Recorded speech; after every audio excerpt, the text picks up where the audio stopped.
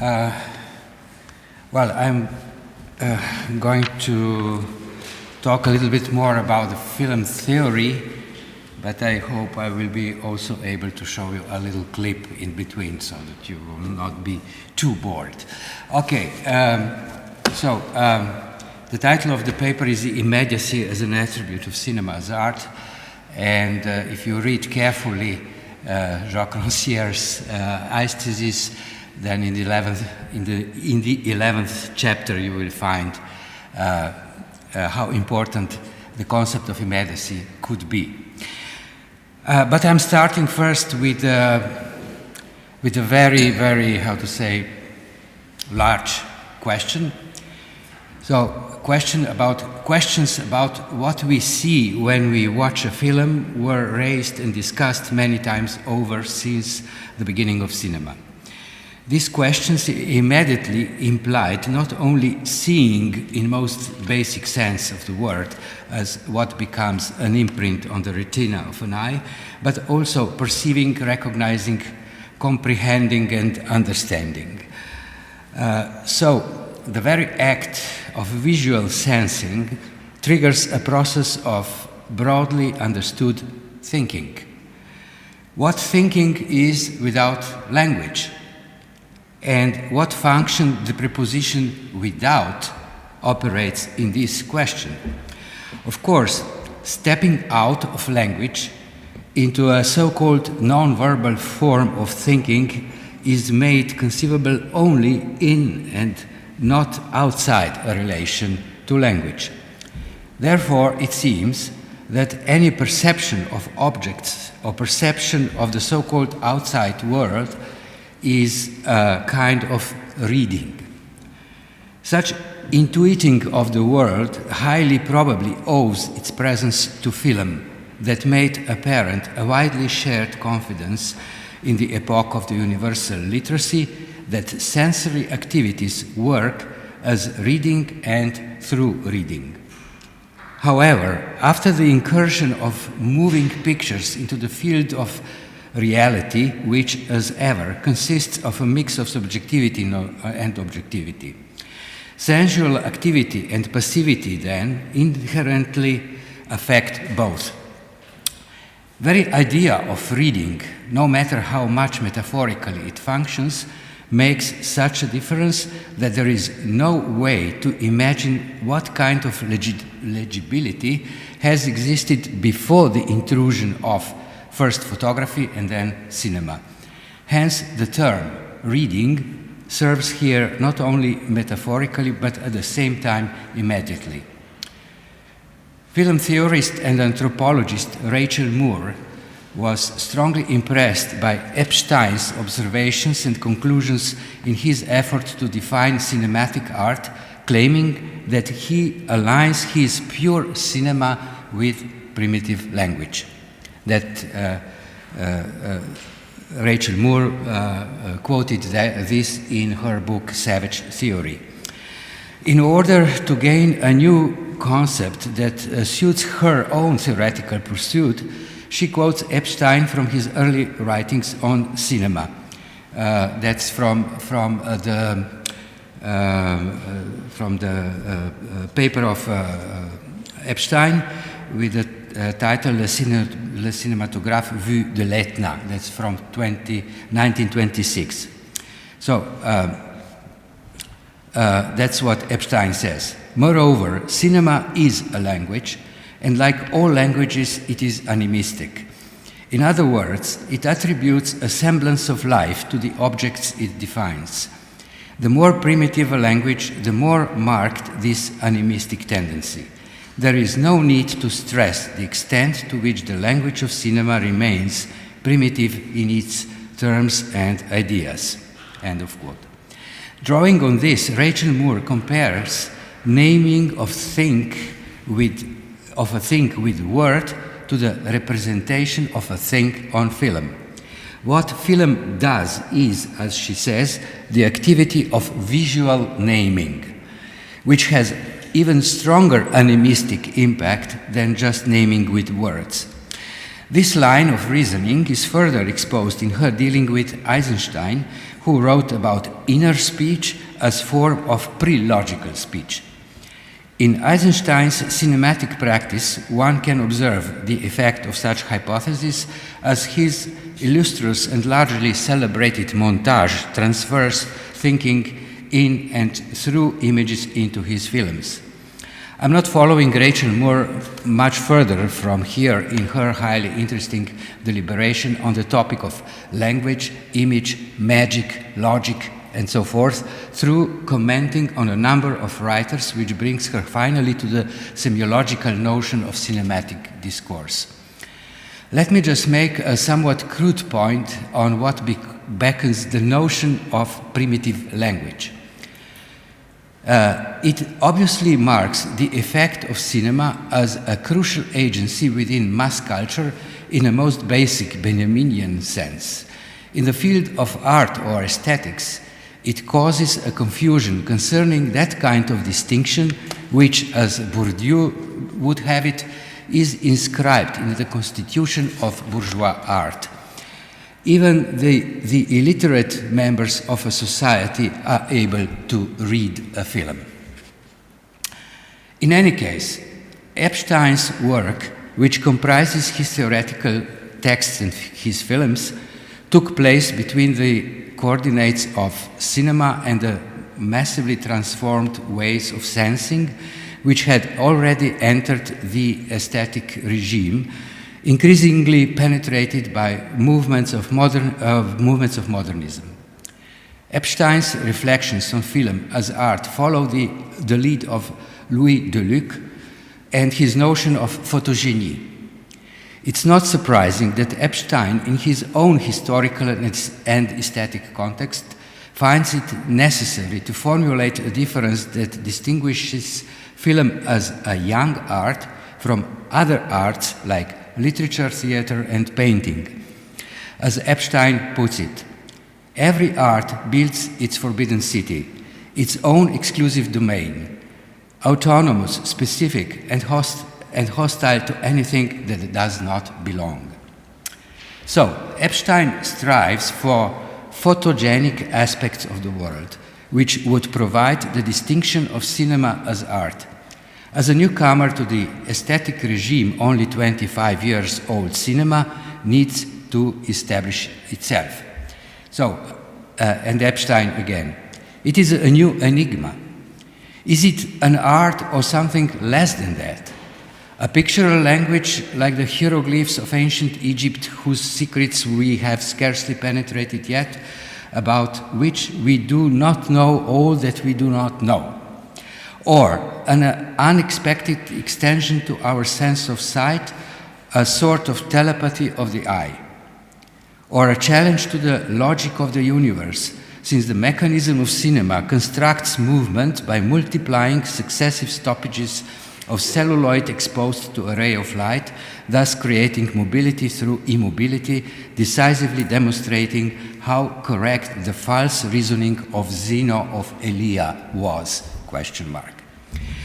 The point concerning the role of immobility is of utmost importance as movement in cinema accentuates stoppages and vice versa.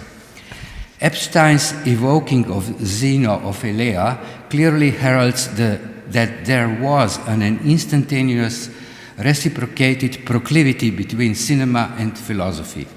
In a continuation of movement, the interruption as immobility often appears in still frames which give rise to an anticipation of movement. Therefore, such still frames happen to be very expressive, especially in many close-ups. Consequently, the language metaphor becomes, through this, even more credible. Epstein's efforts to establish cinema as an art theoretically abundantly attained their results in his own work as a cinematographer. Epstein's exhaustive explorations of the sensibility of the modern world requires to perceive it puts him at the advance front of the modernist project in both artistic and theoretical terms, says Rachel Moore. I think that there is no doubt, that Epstein did work on changing perception within already decisively transformed conditions for perceptions due to the cinema. Many fragments of his films resemble what few decades later acquired the designation of experimental cinema. Example of Epstein's film La glace à trois faces from 1927 is one of many in his work where the montage, superimpositions, accelerations, and changing angles make clear that the narration cannot be affected by the language of cinema. Here is how Rachel Moore describes this. Cinema begins with the external world. In this case, a landscape passes through the machine and ends affecting the body. From a moving vehicle, landscape becomes a landscape dance that moves the body. So let me show a short clip. I hope this will work. This is from the movie that I mentioned, La glace à trois faces. The sound is not important because there is, it's basically a silent movie. Okay.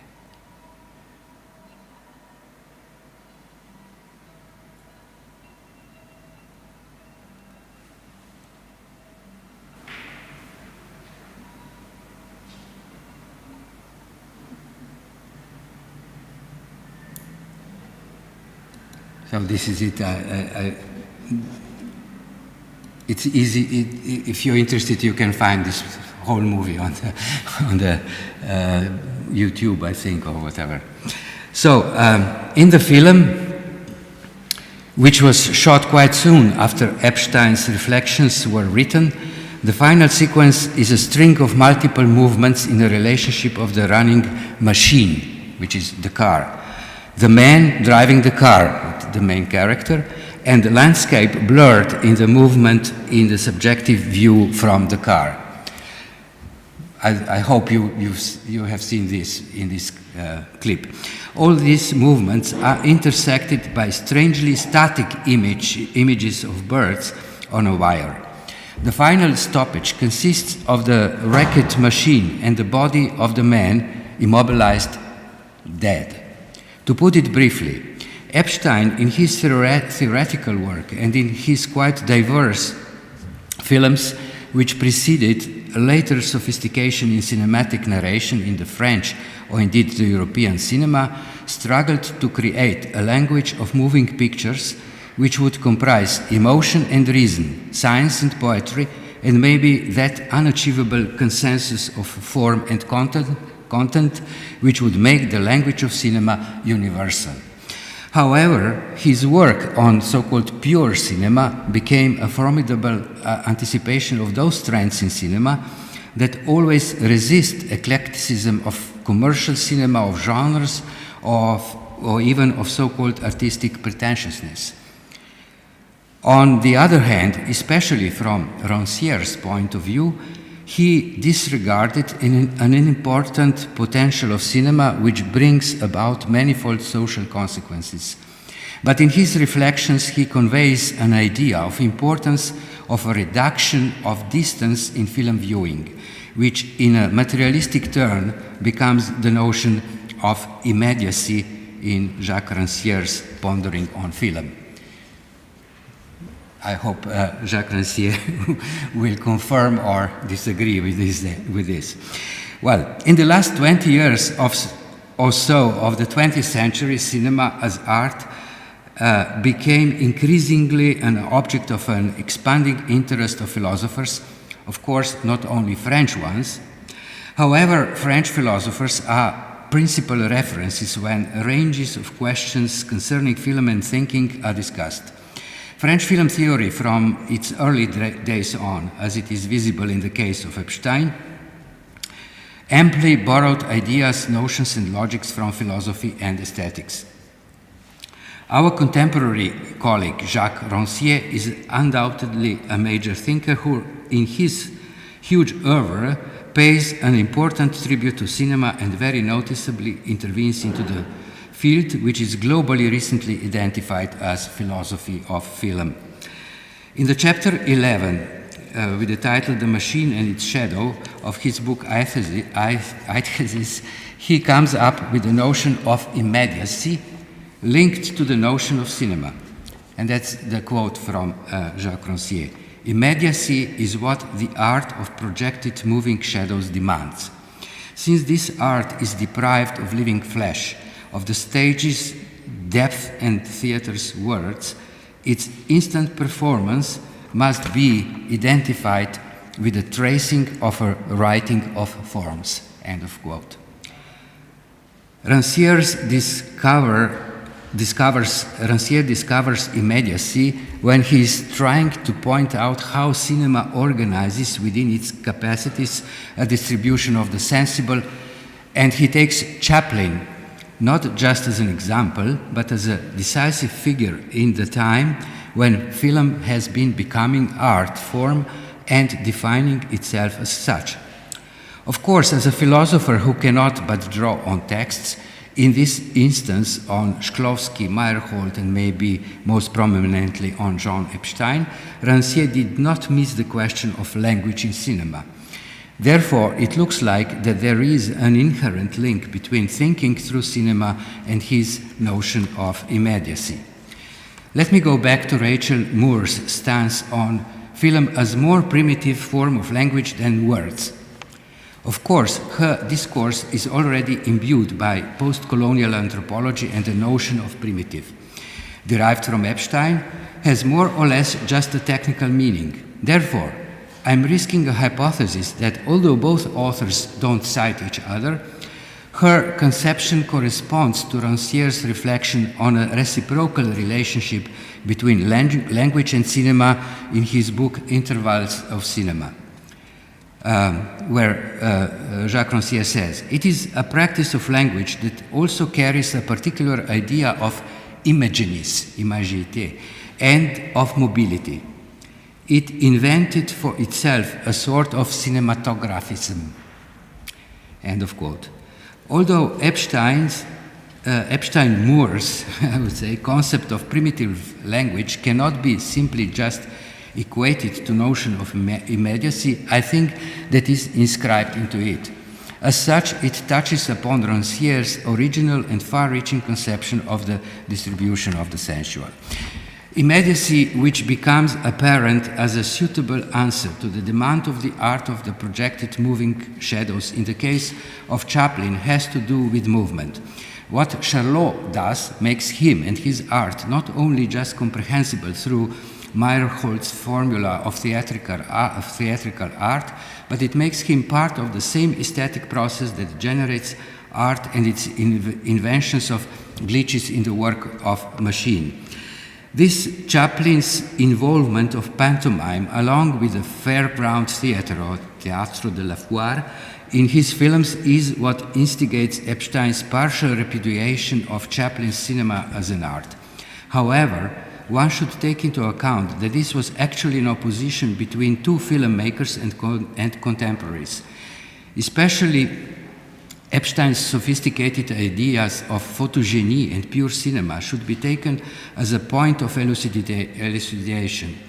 Rancière doesn't make any gestures of a hierarchization of the both early cinema artists, but regarding the point of his whole debating of the important unfolding of cinema as art, it is obvious that he, for reasons in his idea of politics of aesthetics, in a given constellation somehow favors Chaplin. The art of moving images cannot be, that's what Rancière says, cannot be reduced to that of the camera's movements. The medium of cinematic art cannot be identified with the instrumental paraphernalia that captures movements, gathers, and projects moving images. A medium is neither a basis nor an instrument, nor a specific material. It is the perceptible milieu of their coexistence. End of quote. And exactly the notion of immediacy in Chaplin's version determines not only what was always known to us as art of cinema, but also what we know now as visual culture. Rancière does not bluntly define the concept of immediacy, but he brings it into a relation with the redemption of empirical world proclaimed by German idealism, the redemption of sensible world, where spirit recognizes the exterior form of a divine thought that it knows from now on as its own thought. That's from another chapter, chapter 4. The notion of immediacy brought by cinema as art makes possible to explain much more than it seems at first sight. Immediacy has nothing to do with simplicity. It has to do with exactly the opposite, the complexity. Although film as an art form and as an entertainment for wide audiences was transforming through time, the effect of immediacy of what is contained, narrated, recognized, perceived, and so on in the movement of images remains a constant and most powerful tool of cinema as an art. This power works both ways. It is, for instance, used in visual advertisements, and it works as a subversive impulse of all genre and non-genre cinema, often as a rule against a filmmaker's intention. In Rancière's terminology, immediacy is operating the dissensus propelled by the complex imageité of films.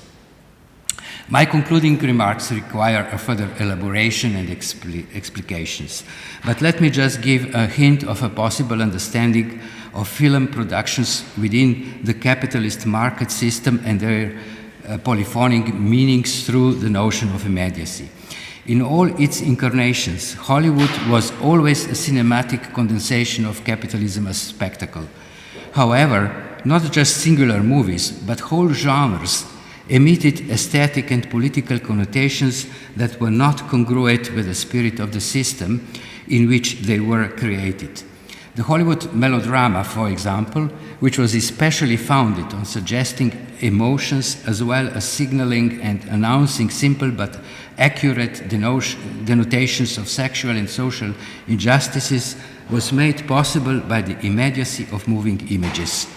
Immediacy, after all, is what it is for somebody, that is to say, for a perceiving subject.